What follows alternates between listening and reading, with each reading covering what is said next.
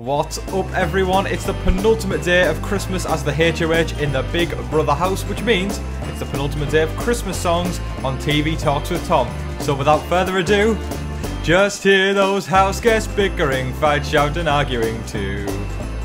I can't think of anything to rhyme, so here's a picture of BB5's Drew. It seems that things have blown up between Christmas Bay and Da'Vonne. Has Kevin aligned with anyone? I think most folk would say none. As we head into the 5th eviction of the series, who is in jeopardy and who will live to tell the tale? All of your latest game updates right here, guys, so welcome to your live feed update.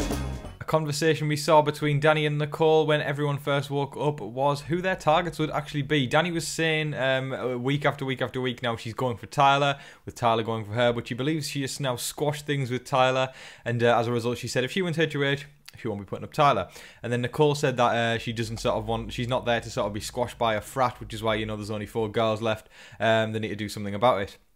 And as a result, when Bayleigh goes, obviously there'll be 4 girls left. And as a result, you know, they need to sort of think, okay, what's going to happen now? Are we going to get picked off, or do we need to make some good connections to make sure we're in solid sitting, to make sure a guy goes next? And as a result, they brought up the idea of Kevin being the only person they could really target, because if they try and backdoor Tyler, Cody's going to be annoyed, that'll come crumbling down for them. So they've put themselves into a position now where there's so many girls gone that if they make a move that isn't taking out Kevin, then they've screwed their own game over. So, because the essential stakeholders of their games, Cody and Enzo and Memphis, are going to be annoyed with them if they don't do what they do. So as a result, they've got themselves into this predicament and they need to get themselves out of it. If we flip things on the other side of things, Tyler is still gunning for Danny and Nicole. He makes no qualms. Obviously, things are being squashed, as Danny says, but Tyler's out for blood, and he really wants to make a big move, and he's not afraid to go for Danny and Nicole. Christmas was chatting to Memphis about her argument with Bayleigh and Da'Vonne, saying that she is worried it has destroyed her career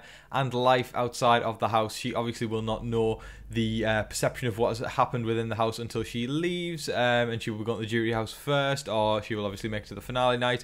That's the only way you're going to make it out now, the house, because pre-jury ends tomorrow, essentially, when Bayleigh or Da'Vonne is evicted. It then goes to the jury stages, so she's going to have to wait out a bit longer to see what the perception is. It's just one of those things in the Big Brother house where it happens globally, UK, Canada, Australia, everywhere. There's things that happen within the house and people just don't know the perceptions and the social fallout of it until they actually leave the house. David went to ask Christmas why she actually nominated Bayleigh and Da'Vonne this week, and she basically said that she feels like the majority of people in the house, Bayleigh and Da'Vonne didn't come up to her to ask for an alliance or even talk game with her that much, and as a result that's why she chose to put them on the block. It seems as though David and Christmas still have a good relationship in which they will work at, and obviously we've seen the incident with Da'Vonne saying she would like to work, and Christmas saying she would like to work with Da'Vonne as well to form the final 4 girls alliance with Danny and Nicole alongside them. But obviously it's thrown a wrench in the works with the argument and the drama that's been happening, so we'll get to that shortly. But it seems as though David's still got a good connection with Da'Vonne and also Christmas. But all 3 of those relationships that are between them 3 are very strained, and there's definitely some things that could break them very, very easily. It's just the straw that breaks the camel's back that can bring those relationships down there, those alliances, and we'll just see if they tighten or loosen over the next few days. Half of this so-called girls' alliance seem to be good with each other. It's just Christmas and Da'Vonne that seem to be the loose cannons in that alliance. The simple fact of Da'Vonne and Christmas don't really have each other's backs now, but Christmas has Danny and Nicole's back, but Da'Vonne has Danny and Nicole's back as well. So they are the ones that are looking actually very, very well in this scenario. So Da'Vonne has said to Danny and Nicole that if she wins HOH, they are good with her, they don't need to worry, she will not nominate them, and Danny and Nicole reciprocated that and said that Da'Vonne, you are safe as well. If she can mend things with Christmas, if they both come together, then they can form some sort of 4-girl alliance. I don't know how long it will last though, as I've said in previous videos. It seems though Danny's working with everyone. Nicole's got a track record of not really working with the girls and betraying them to work with the guys. And you know what? It's whatever game style works for you, whatever gets you to the end. But I just don't feel like this time that's going to get Nicole Franzel to the end, because I just feel like people will realise, you know, look, it comes a certain time where a winner shouldn't be in the game, and they'll just get rid of her. Bayleigh is doing a last minute thing of trying to scramble for votes. She told Memphis that if she was to win HOH, they are good. She's not going to nominate Memphis, but it seems as though everyone just is set in their ways and they want to get rid of Bayleigh and keep Da'Vonne around. But they did settle on outside the house. They would like to get drinks together and get together once they leave the house. David's game is showing a lot more promise as he seems to have an actual better read on the game, and also he's feeling a lot more gung-ho about who his nominations will be should he win HOH. He has realised and said to the camera that Cody, Danny, Nicole and Ian are a core four, and he basically realises and he thinks that those four are trying to get everyone else to take shots at one another whilst they don't take the shots. And he said that if he wins HOH, he's going to put two of them up and not take the shot at Memphis, which is what I think they would assume David would do. So David's going to do that, and if the veto is used, he said if worse comes to worse, he's going to put a third one up out of those four. So David is not messing around now. Similarly to Tyler, he's here to play and here to make big moves. Da'Vonne brought up in a conversation with Bayleigh today that Tyler is playing a Dan Giesling style of gameplay. Obviously Dan from BB10 and BB14, and as a result they are very, very worried about him. But Bayleigh also brought up that they don't want to make him the golden child because she realises that happened to him in BB20, and then obviously he went on a path to the finale. Obviously he didn't win, but he was one vote away, so he was very, very close. Danny came full circle, to be honest, towards the end of the day when she was earlier in the day saying she squashed stuff with Tyler, but she is not going for him, to saying that she is willing to backdoor Tyler if he wins HOH. She feels that he is sort of like in this web of lies and deceit currently, and she doesn't really think she can trust him. So as a result, if she was to win HOH, she would have no qualms in backdooring Tyler.